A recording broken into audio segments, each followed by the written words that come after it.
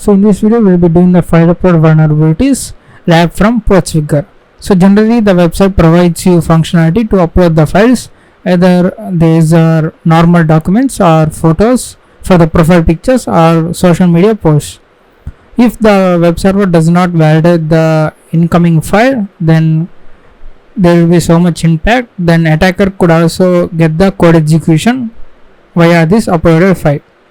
So you can read all this theory in this website, so I'm not going to waste your time. So let's go and do the lab. So there is no restriction over this file uploads, and the server executes whatever the file you send to the web server. So let's click on access the lab. If the file is PHP, and it's gonna execute the PHP. So similar way, if the web server running ASP or JSP, then the corresponding file gets executed. So we need to find the what backend technology is using by the web server. So you can do this using the Vaporizer extension, or what you can do is you can request for the index page index.php, and you can brute force that extension. You can replace the .php with .asp, .jsp, etc. and if you get the correct result, then that corresponding technology is being used by the web server. So this is the URL. So let's go to that. Also let me start the burp soup.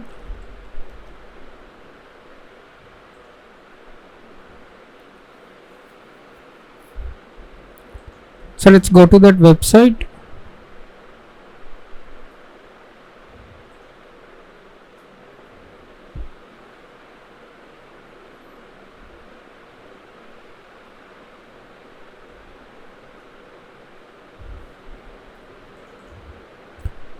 So we need to wait for the burp to start.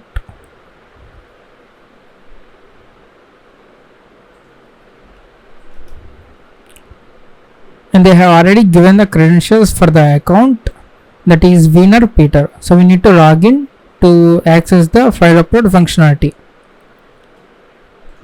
So let's go and log in Wiener Peter,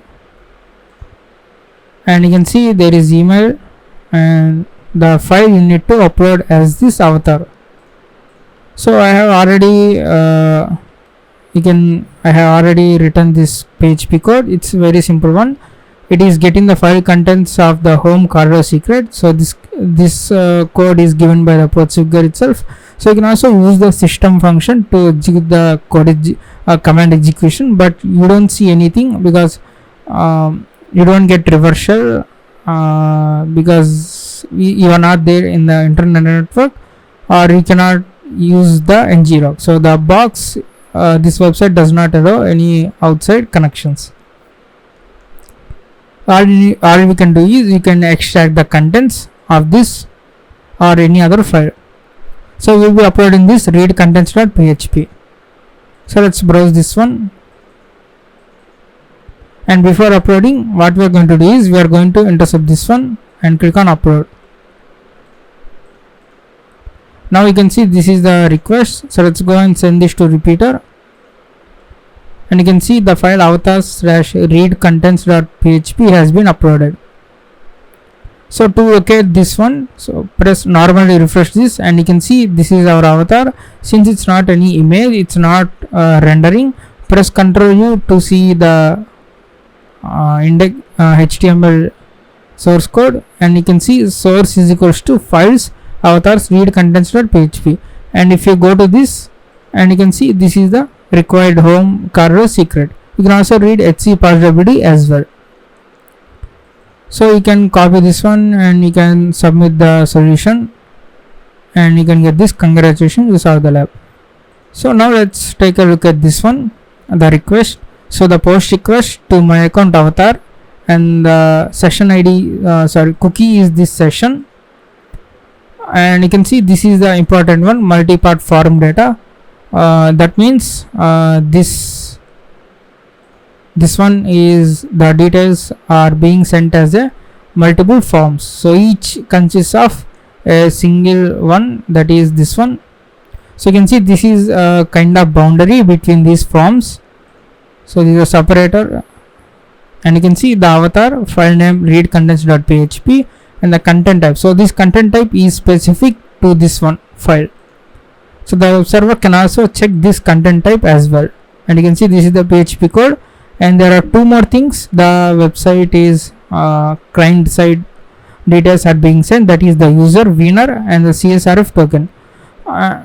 So in this we don't get any dynamic CSRF token. The CSRF token is same for every request.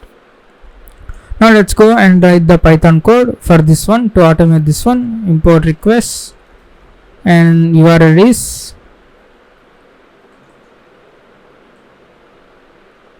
this one, https, and the post request to my account /avatar. So this is the URL actual. We need to send the post request. So first let me go and fetch the normal get of URL and printf or the text. So this will print the response. Now if I go and execute this one, and here we get the it says that if you open this one in the browser, it says you need to get logged in. So you can see username and the password. So it is asking for me to log in because we did not send the session ID. So copy this one, and now we are going to send the cookies as well. Cookies, let's say cookies, and the session. You need to send this in the dictionary format, key value pairs. So this one. So cookies contains the session ID, and what we can do is we can say cookies is equals to cookies. Now if I go and run the same script, now you can see not found, or we can just say my account, and now you can see there is this one my account, and your username is winner, and we have this files avatars read contents.php. So this is logged in session. Now what we are going to do is we are going to upload this file.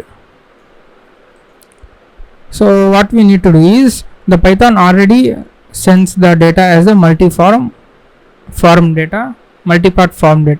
All you need to do is you need to specify the dictionary that contains this file. The dictionary should contain all of these values.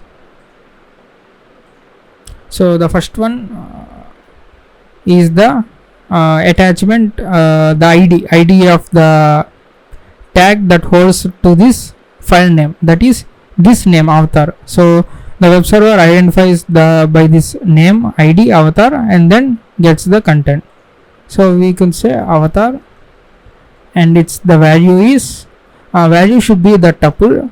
So the first one is file name, what you want to send the file name. So that file name should be stored on the web server. If you say read contents.php, it will be stored as that file name. If you say read contents1.php, it will be stored as that name.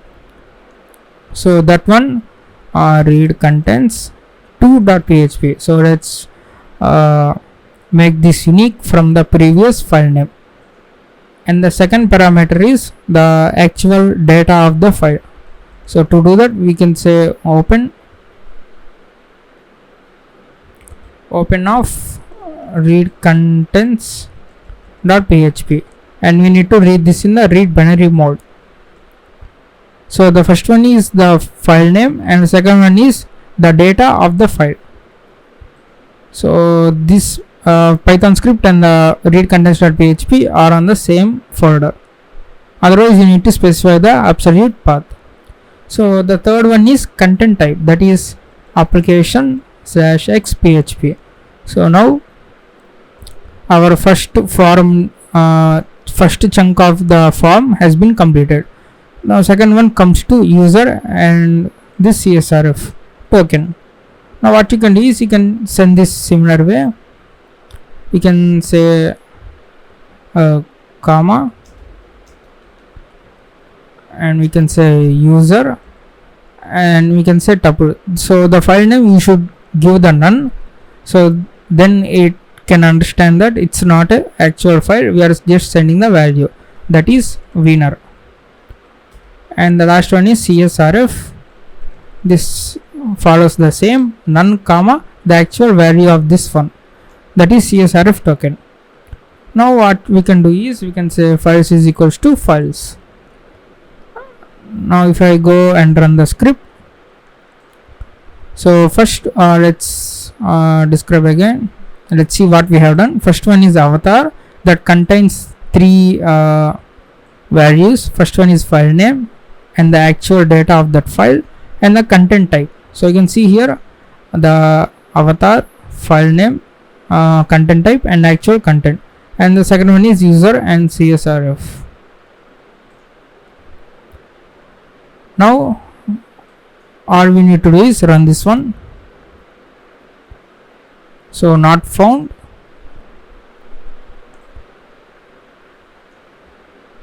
sorry, request dot post, so that's why we are getting the error.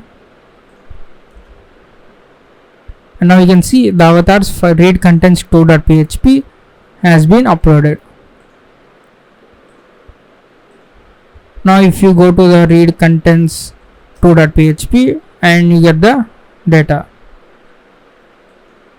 So this is how you upload using the Python. Now what we are going to do is we are going to send this whole request to the burp suite so that we can see what is happening, how Python is sending this one, if it is exactly same as our repeater one. So we can say proxy is equals to, again we need to specify a dictionary. One is for HTTP. So what we can say is localhost 8080, that is for HTTP and similar to HTTPS.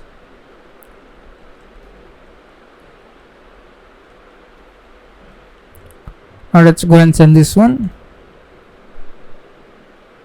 Sorry, we did not put the proxies is equals to proxy. Now let's intercept the request. Now you get this SSL error. To bypass that, what we can do is we can say verify is equals to false. Now you can simply run this one and you can see the program has been stopped. If you go to the burp suite, you can see here the request post to this URL, session ID, and you can see multi-part form data. Even though you do not mention this one, Python will understand that and it will send it as multi-part form data. And you can see this is the boundary.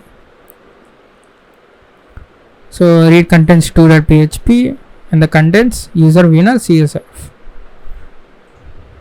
So it is always a good technique to proxy through the burp suite if there are any errors, so that you can understand how the request is being sent by the Python to the web server.